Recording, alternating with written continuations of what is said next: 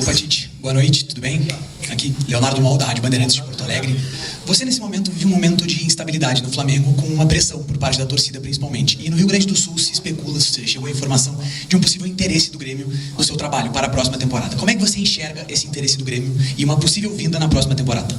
Primeira parte da pergunta, a pressão. A pressão foi no Guarani de Garibaldi, no Veranópolis, no Caxias, no Juventude, no Ipiranga de Erechim, no Grêmio, no Inter. Ela vai ser sempre assim. É a atividade profissional que ela seja dessa forma. Muito tranquilo. Especulações, ela é de vocês, não de minha parte, porque eu tenho muito orgulho de estar técnico do Flamengo. Tite, boa noite. Bom, você apostou muito no próximo jogo, né? Poupou seus principais jogadores. Que análise você faz de hoje, dessa partida aqui, embora o Flamengo não tenha feito uma má partida, né? Dominou até boa parte do jogo, mas acho que você acha, na sua avaliação, que os garotos, de repente, sentiram um pouco a pressão, sentiram um pouco o jogo, e o Flamengo acaba derrotado aqui, e que de que forma esse resultado pode influenciar no jogo da quinta-feira da Libertadores?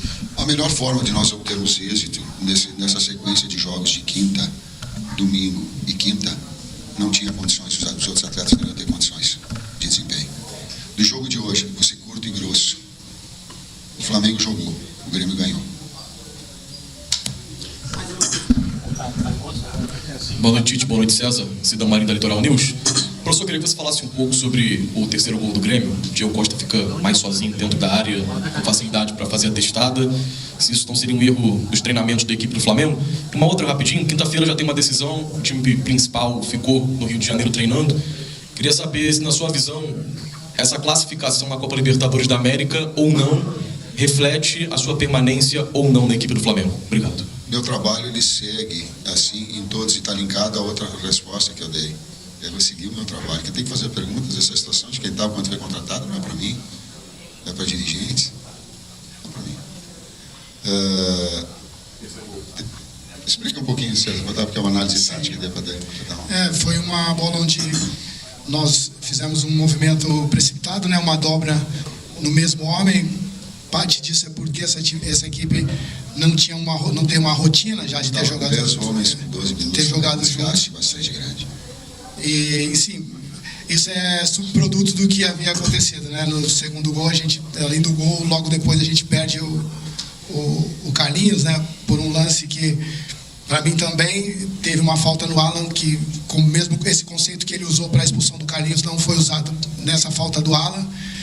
Enfim, mas do Wesley, aliás, mas foi assim, por falta de rotinada, a equipe não está rotinada nessa, e além disso, com um homem a menos, a gente acabou deixando esse setor, o funil, né, que é o espaço que a gente usa, aberto, e aí sofremos o gol, sofremos o terceiro, mas é um subproduto assim, que já tinha acontecido. Mesmo assim, o número de oportunidades que nós criamos, o número de finalizações do gol que nós tivemos. Por isso que eu falei, a síntese, agora secando um pouquinho mais que eu falei que nós jogamos, o número de oportunidades, o volume que a equipe apresentou, mesmo com 10 homens, o resultado do desempenho não diz o que foi o jogo. Para mim, o resultado não diz. Esse é um lance de alto desgaste físico, aí tu tem uma dobra normal do garoto que vem normal e a qualidade técnica do adversário. E ali a marcação posicional. A jogada, ela tem a do desgaste físico e da jogada do lado que dá o cruzamento.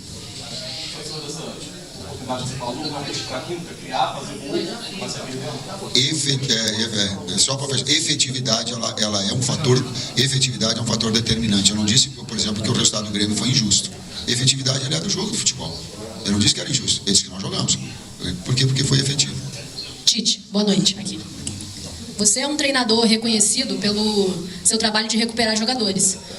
No Flamengo, posso listar alguns aqui, não vou me alongar, mas, por exemplo, o Everton Cebolinha, um jogador que quando você chegou ainda era contestado, sabíamos o nível dele, mas ainda não tinha conseguido entregar no Flamengo tudo que poderia. Você chegou, deu as oportunidades que eram necessárias e ele se tornou um jogador muito importante para o elenco. Outro exemplo é o Alan, um jogador que você também insistiu algumas vezes. Antes daquela lesão, ele vinha muito bem, depois oscilou, a torcida contestou em alguns momentos, mas você manteve a sua característica de continuar dando essa oportunidade para o jogador, o Alan, e tantos outros aqui que a gente não precisa ficar se alongando. Eu queria entender O que aconteceu, qual foi a diferença, o que acontece para que o Gabriel Barbosa não tenha tido tantas oportunidades assim, ele foi titular poucas vezes no seu comando. O que aconteceu que você não conseguiu, pelo menos até esse momento, dar tantas oportunidades para que ele pudesse melhorar e reencontrar o bom futebol dele no Flamengo e ser importante para a composição do elenco? Você pode explicar isso de uma forma clara para a gente que não está ali no dia a dia do Ninho e também para os torcedores que ficam questionando? O técnico ele tem que ter a capacidade da comissão técnica de trabalhar o atleta e dar a ele oportunidades de que ele possa melhorar e evoluir. E não cortar a cabeça no primeiro erro, porque nós somos expostos e é assim. Eu não sei quanto tempo, mas foram muito tempo em que o Gabriel não teve condições físicas ou clínicas em termos de recuperação. Quando eu cheguei, aliás, no Flamengo, ele estava assim, sofrendo, ele teve uma série de problemas físicos. Tá certo? Certo. Quando eu cheguei, ele estava recuperando, vinha, não tinha participado. Nesse momento se encontra dessa mesma forma. A grosso modo, talvez, os treinamentos e essa condição clínico-física dele, com essas repetidas dores, talvez tenha sido, o fator mais determinante dessa situação. Porque quando esteve, oportunidade esteve. Assim como recuperação, aliás, não só do Everton, do Luiz Araújo, era o melhor momento da carreira dele. O Pedro estava no melhor momento da carreira dele. Cebolinha estava no melhor momento da carreira dele. Eu acho que eu tinha visto o Cebolinha só no Grêmio com um nível tanto quanto na seleção, quando nós somos campeões da Copa América, ele também foi determinante. E agora, no momento nós tivemos aí uma infelicidade de poder contar ou não poder contar com jogadores importantes. Isso também interferiu no conjunto todo. Você respondi?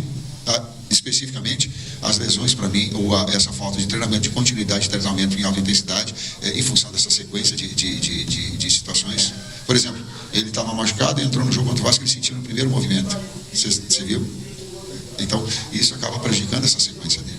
Ele teve um período também afastado, né, pela dopagem também, né? Um momento assim, que todos nós contávamos, assim, esperávamos contar com ele, né? Então, o momento do Pedro também, enfim, a gente tem dado a minutagem a todos, e essas infelicidades atrapalharam deles ter mais oportunidade, consequentemente mais minutos, né, conosco. Tite, boa noite. Marcos Souza, do Jornal Zero Hora. Queria questionar o senhor citou na sua primeira resposta que a realidade do futebol brasileiro é essa, de pressão constante. Num cenário em que o Flamengo não fracassou em nada ainda, né? Foi campeão estadual, está vivo em todas as competições que disputa. E eu queria saber do senhor como é que se administra essa questão no dia a dia para que não contamine o trabalho, essa pressão no vestiário, para ainda buscar os objetivos que estão ao alcance. Obrigado. Eu respeito a vocês da imprensa, porque a crítica e o elogio faz parte. Saber administrar essas situações todas, quando o resultado não vem mesmo com boa performance, é natural, é atividade profissional de vocês. E eu a respeito e tenho essa consciência. E no Rio Grande do Sul faz assim, enrijece o lombo e deixa bater e segue trabalhando. Mais duas perguntas pelo nosso horário, tá bom? Tite, boa noite. O Flamengo segue vivo nas 3 competições, Libertadores, Copa do Brasil e Brasileirão. Mas você acredita que o Flamengo ainda vai brigar e segue competindo pelas 3 competições ou vai acabar priorizando alguma mais pela frente? Obrigado. Eu aprendi no Flamengo que o Flamengo tem que disputar tudo. Isso é inquestionável. Inclusive as pressões, elas se dão pela grandeza que tem, natural. E também só sei que aceito for, e foi assim em todos os clubes, se um grande título tiver. Então aí vai ter essa harmonia que teve do Grêmio de 2001, que teve do Internacional 2008 e 2009, e aí uma série de outras equipes também. Em busca agora no Flamengo. Tite, boa noite. Primeiro turno, o Flamengo vinha bem no Campeonato Brasileiro e foi perguntado a você sobre a sua pretensão no campeonato. Você disse que ia fazer uma análise a partir do momento que faltasse 10 rodadas para terminar o campeonato. Chegou a falar que se tivesse no G4, a 10 pontos do líder, daria para chegar. Na semana passada, o seu filho, na coletiva, mudou o discurso. Falou que ia fazer essa análise a partir de faltar 15 rodadas para terminar. 5 rodadas para terminar o campeonato. Eu queria saber assim, qual é a decisão da comissão técnica, porque a partir da próxima rodada vão ser as últimas 10. Se é a partir da próxima rodada que vocês vão analisar qual é a pretensão do Flamengo ou a partir de quando faltar 5 rodadas para terminar. Como um planejamento, tudo na vida a gente planeja e redireciona como as necessidades elas acabam acontecendo. Agora a gente vai ser nem de 10 nem de 5, jogo a jogo. Jogo a jogo, para a gente ter essa percepção que as coisas vão modificando e a gente tem que ter. E planejar é assim. E se ajustar, ele faz parte, a gente vai se ajustar jogo a jogo. Obrigado, boa noite.